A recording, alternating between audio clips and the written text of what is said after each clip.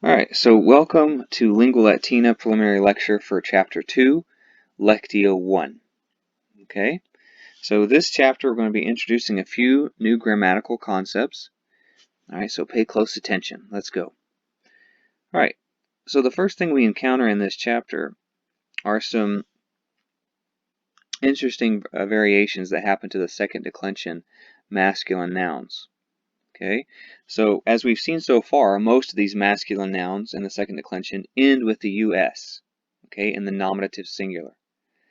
In this lectio, we'll encounter nouns from this declension group that lack any nominative singular ending. Okay, instead, these simply use a form of the noun's stem as the nominative singular ending. So if you look at these examples here, we have vir, puer, liber. Note that these end in R. Okay, there's no US ending on them.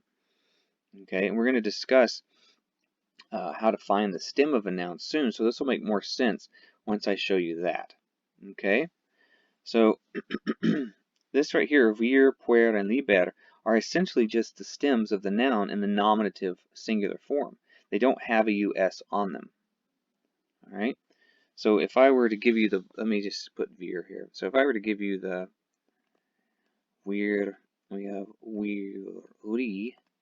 So this is this right here, the first entry, if we're talking about a dictionary entry, right?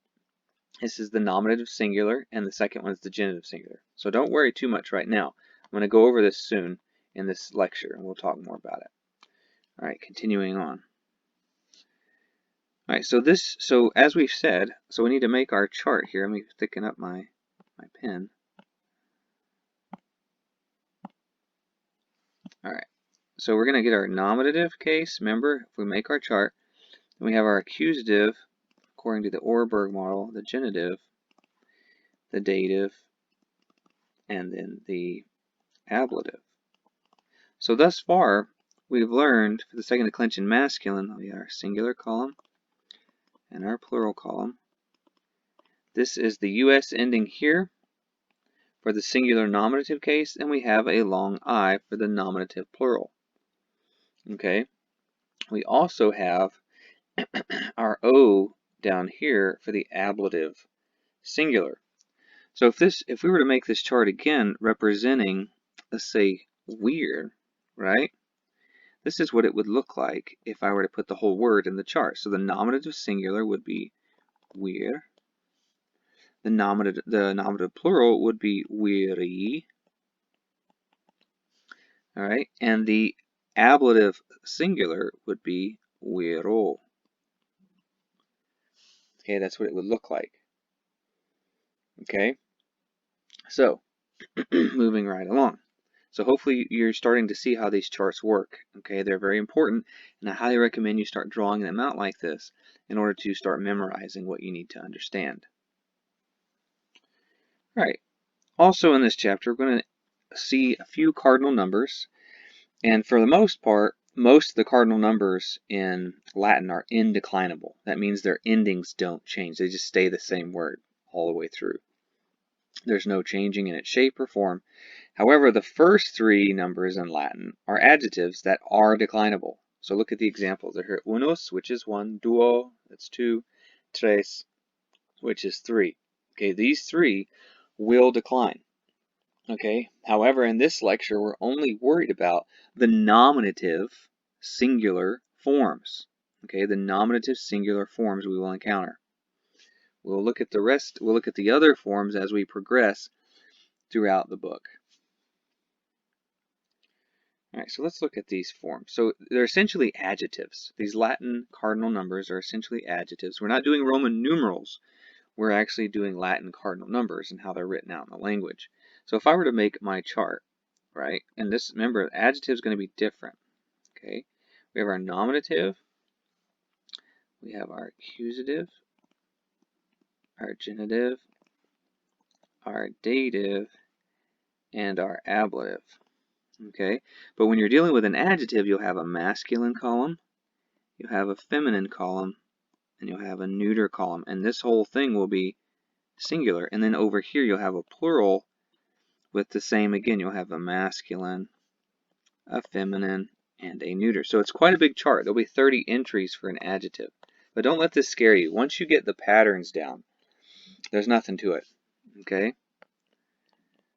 All right, so for us, when we're dealing with these numbers, let's look at 1, right? So the nominative form is unus, and it's the masculine form. Feminine would be una, and then neuter would be unum. Okay? That's the only one we're worried about right now. The only form we're worried about is the nominative form. So let's look at duo. All right. So this one's a bit different. It doesn't follow the same pattern we've been used to so far. This will be duo in the masculine singular. It'll be duai, and then duo again in the neuter. Okay. So once again, this is the only form we're worried about. Now let's look at 3. All right. So this is actually a third declension adjective, but don't worry about that. Just memorize these first 3 entry forms. Okay. So this is tres, tres, and then it goes tria. Okay, that is what it will look like when you get to the exercises in the Exercitia. You're going to need to know how these forms change. Okay. All right. All right. So let's move along. All right. Also in this chapter, we're going to find another enclitic. All right. This particular enclitic is called Quay. However, in the last chapter, we saw the enclitic ne, which, if you remember, introduces a question that expects a negative or a positive response. The Quay, however, is attached to a word, right?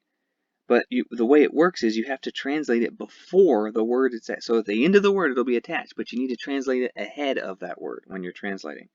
And it's just another way of saying and. So let me give you a little example here. So if I were to say Marcus Quay. Okay, the noun is Marcus, but Quay is attached to it. And if we were to translate this, it would simply say and Marcus. That's what it will be. Okay, so nothing too fancy. Just know that you have to translate it up here when you're translating the actual word itself. Okay, moving on. All right, here's probably the most important aspect of this chapter, and probably learning this particular case is going to be very important too for when we deal with how to find the noun stem. Okay, so the genitive case is used in a variety of ways to limit or qualify a noun in the Latin language. However, we will only discuss one aspect of this case.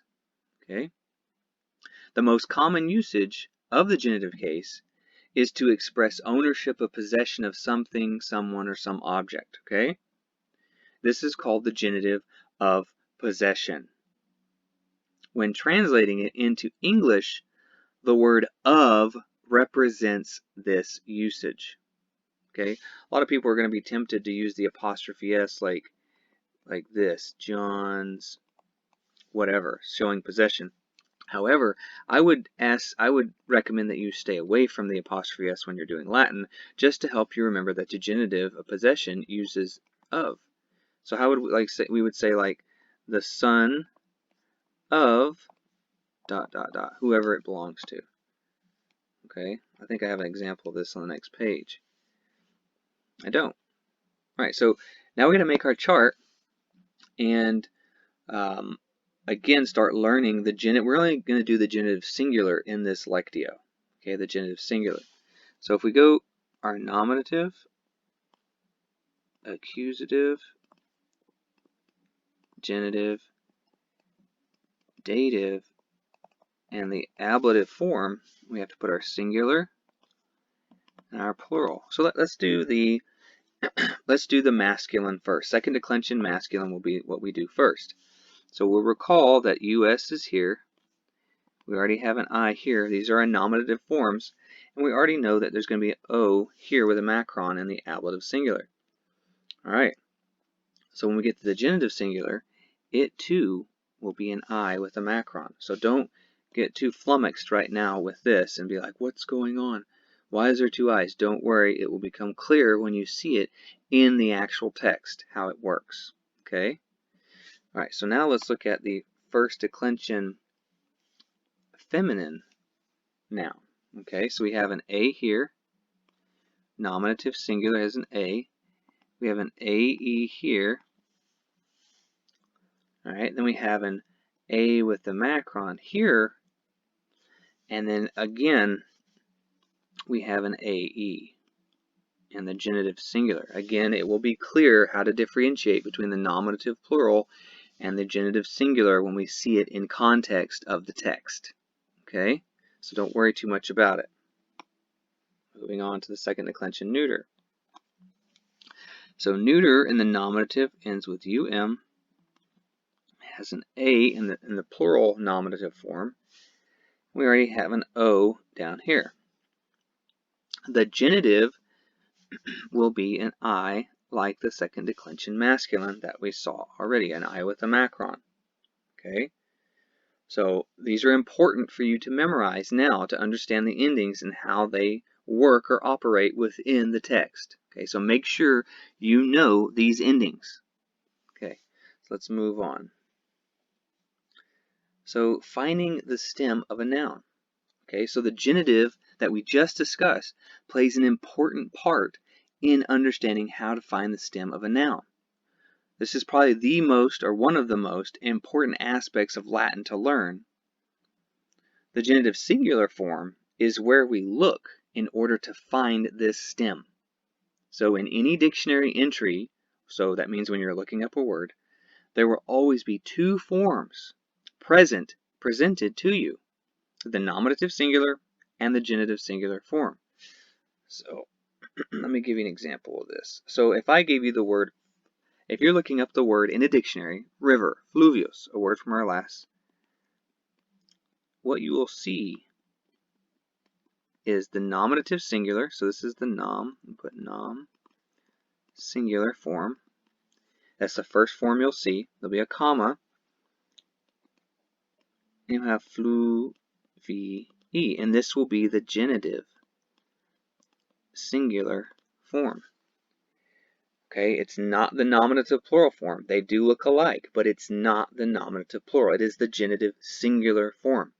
Okay, in order to find the stem of a noun, you must take this form, the genitive singular form. Okay, so you have fluvii, and in order to find the stem, all you do is take off the ending, fluvii. So this right here, this F-L-U-V-I, that is the stem of our noun. And that's how you find the stem of any Latin noun. You always use the genitive singular form, take off the ending, and that is the stem. Okay, this is extremely important. Okay, we'll learn how to do this for adjectives as well. Okay, later, and they don't use the same form, but just know for nouns, the genitive singular form is used. Moving on. Interrogative pronoun. Okay, so in this chapter we're going to see some interrogatives that introduce some questions. Okay, in the question who is it, what is your name, the words who and what are interrogative pronouns in English. For now, we will only learn 4 nominative forms of this particular pronoun. That's not good, so this is incorrect. It should say of this pronoun. Okay, of this pronoun. Okay, so let's see how we find these. Okay, so again, it's a huge pronoun chart. So we have our singular, we have our plural, we have our masculine, feminine, and our neuter. And we'll have our masculine, feminine, and our neuter. And again, we'll have our nominatives, our accusative, our genitive, our dative, and our ablative. So these are the forms we're going to encounter in this chapter. The first one is quis, so it's Q-U-I-S, Quay, Q-U-A-E, and then quid, and then for the plural it'll be just Quay for masculine. Those are the 4 forms. So we'll learn the masculine, feminine, neuter, singular nominative forms. Then we'll only learn the masculine plural nominative form in this chapter. We'll see this. All right, so hopefully you'll go through that again. If you didn't understand anything, slow it down, watch it over and over. Make sure you know these charts. All right, thank you.